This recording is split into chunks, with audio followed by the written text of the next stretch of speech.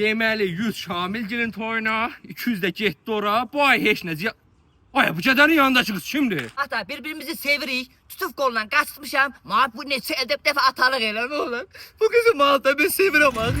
Ay xanış, mən səni çox sevdim. Qoyma məni başqasına versinlər. Arxada ayaq olma, arxamda dur ay xanış. Eşitsən məni.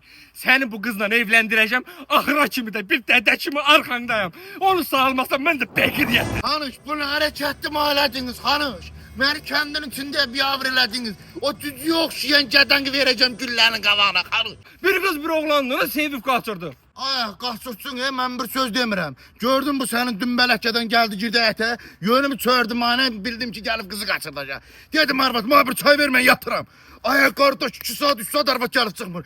Bir də çıxdım çölə. Kəndə haydi çıp arvadı qaçırdıblar. Mənim arvadım anı. Qız qalıb orada ha. Bunlar bir-birinə oxşuyur. Daş başına.